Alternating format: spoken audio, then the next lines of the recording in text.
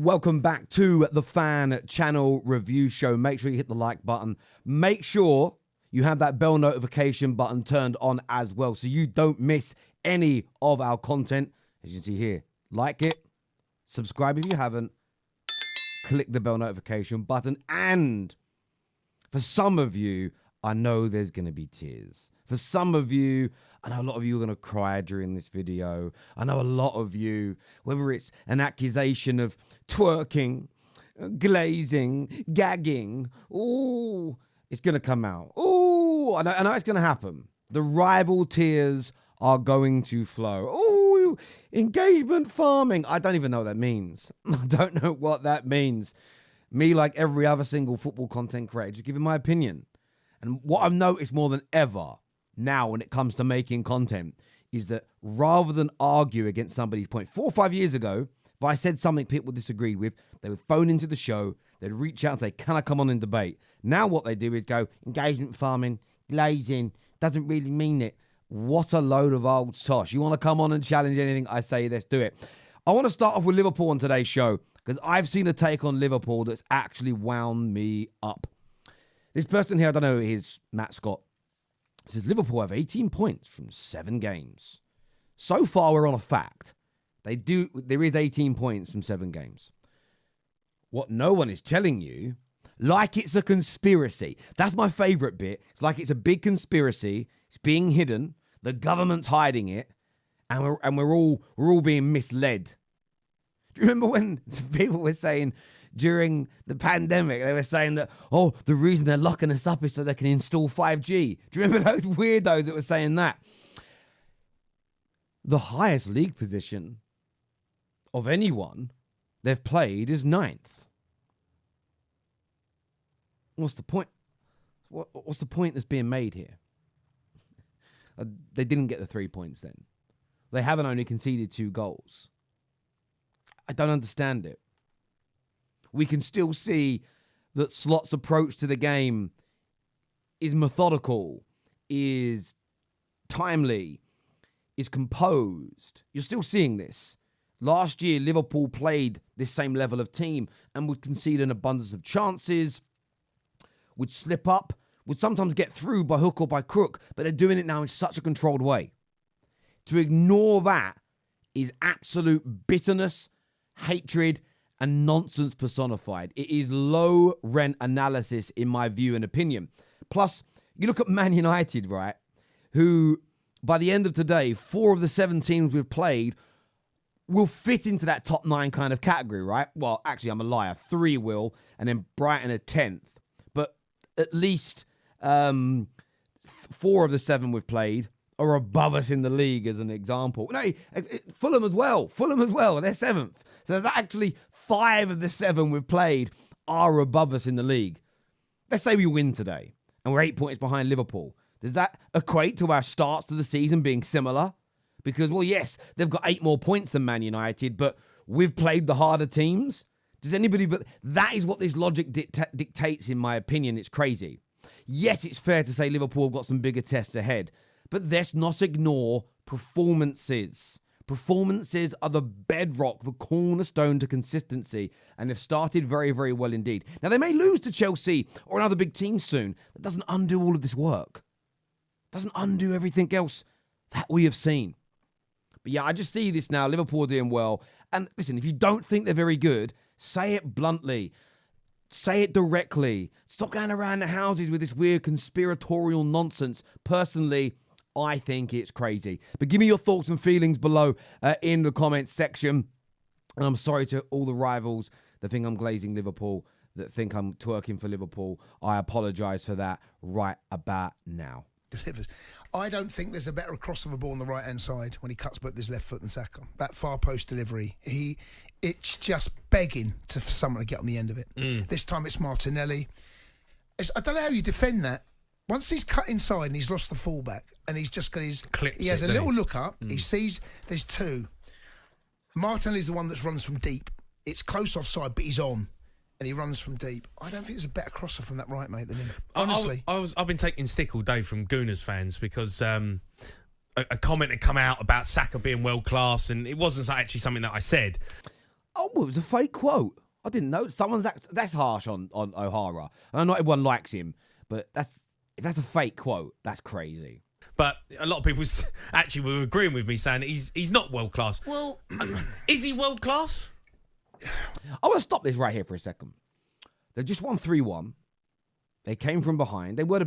I'm still hearing these weird narratives that they came from behind and that's a problem. I'm like, yeah, they conceded against the run of play.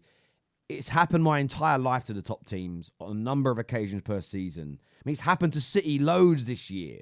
Conceded against Ipswich, conceded yesterday against Fulham. Off the top of my head, it might have even happened in other games. I have to go back and look. It's normal, but they stayed calm. They fought back. They won the game with ease, in my opinion, when you look at the entire 90 minutes. And the talking point is, do you actually think Saka's world class? The talking point is, just like the Liverpool thing, the talking point is still negative. Why? World class is a huge statement, right? Saka is one of the most important players for England and Arsenal. When he gets in that area, he'll get you out of a hole, Saka. He'll produce something magic, and the boy's got the ability. If he's not, he's very close to being one of the most consistent performers. Do you think he's world class? I don't know. And the thing, do you know what I say about this conversation? There's so many different definitions of world class. So sometimes you're arguing with somebody that just sees it different. You both might agree on what Saka is in terms of quality, but you have different categories you put those players into. But Arsenal fans shouldn't really care. As an England fan, I don't. Great. These two don't think he's world class. Still starts for pretty much every single team in the Premier League. Still starts for the majority of teams in Europe, in the world on that right-hand side. There's very few teams where he doesn't start. So if you're an Arsenal fan, it might trigger you hearing people say he's not world class. Why does it matter? This man delivers. There is consistency. There is great output. And he's still relatively young. And he's not a baby anymore. But yet it's crazy. Arsenal win. They win well. Saka's delivering. And it becomes almost about putting him down. It's really, really interesting. Sticking with TalkSport as well. Listen to this conversation that Rory Jennings had with an Arsenal fan. I've not listened to the whole thing. I've seen the first 10, 20 seconds. But let's take a little listen. Rory, good afternoon. How are you? I'm good. How about yourself? I'm very well, thank you. You've got to be over the moon. Another victory? Yeah, to be honest, after we went 1-0 down, I thought my weekend would be ruined. But Kai Havertz, man, we talked about him a couple of weeks ago. I said he would score 20 league goals. You thought that was crazy, but what do you think now? Kai Havertz to score 20 league goals? Yes. No, I mean, look, he's doing very well. It surprised me quite how well he's doing. Don't get me wrong. The goal that he scored today was exquisite. And I think the goal that he scored last week, the header where he sort of ghosted in off the back of the Trossard cross, that one for him I thought was perfect because it demonstrated a level of bravery that I didn't think Kai Havertz had in his armoury. But Kai Havertz will not score 20 goals this season. Absolutely not. Man, impossible. Bravery is an understatement. This guy is... Interesting what Rory says here. Says it's impossible. Let's just look at the maths for a moment. So he's got 4 goals, according to his Wikipedia page, divided by the 7 games that he's played. So 0.57 goals per game. At this rate, over the course of the season, he's tracking towards 21. So he's tracking towards 21 league goals this year. He's got 6 in all comps already. He might not get 20 league goals. I don't think it's impossible. So the claim from Rory is wrong. But again, I just like the fact how much, and I enjoy this as a football fan. And people go, banter is great in football. Maybe this is where I see my banter. I love it. It's why I love doing this show. I love seeing rivals upset about their predictions that are wrong and upset about players they maybe dislike or clubs they hate doing well.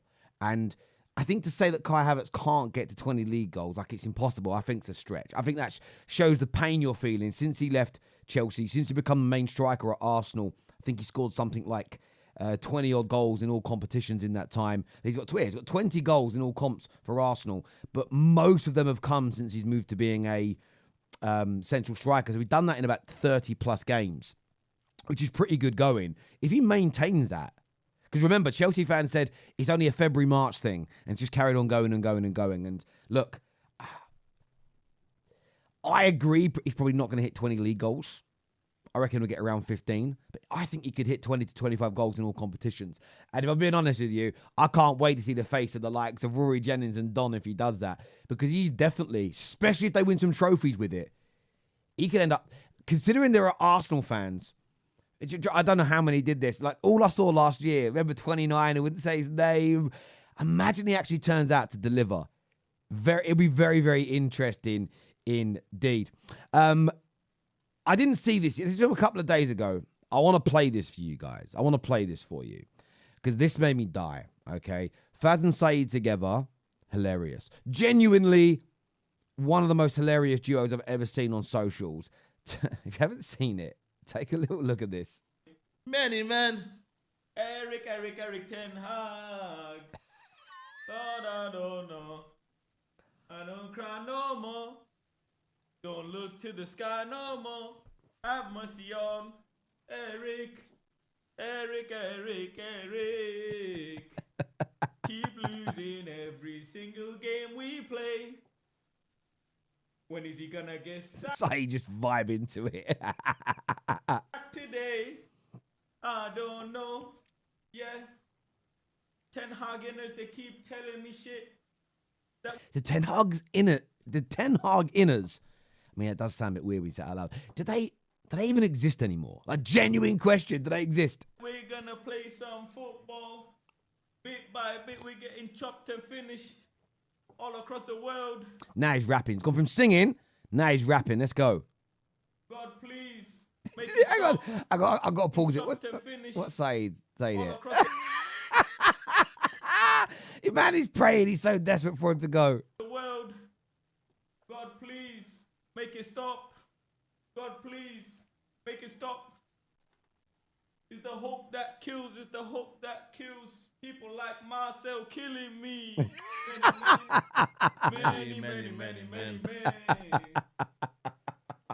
Look, you got to enjoy fan content. I do say this with a little bit of a heavy heart. You know, I've had a lot of stick in the last few days because I give my honest opinions, and it's now being twisted into I don't really believe and say what I'm doing. I see these gentlemen get accused of faking it. You know, for years I would defend Lee Gunner on the terrace. People say he doesn't really mean what he says. Look, these individuals make content a certain way, say things that maybe you disagree with. Doesn't mean people are faking it. For years, the fan channel community were called paid actors, etc. And what I'm now seeing is the fan channel community kind of implode and people start, you know, the crabs in a bucket syndrome's kicking in. And I think it's really, really sad to see. I know the trolls will be here, but the trolls, they're here every show. They're just having a little bit of fun. But when I see real people with their real face and names like doing this, I think it's got to stop personally. But that's just me. As ever, look, thank you all for tuning in. You know how much I respect all your views every day. Please make sure that if you haven't done so already, you hit the like button. It's going to ask you to do it here. Make sure you subscribe and click the bell notification button as well. Please get that done for us, ladies and gentlemen, before you go. Until next time, take care. Goodbye. God bless. And remember, just enjoy those rival tears flowing.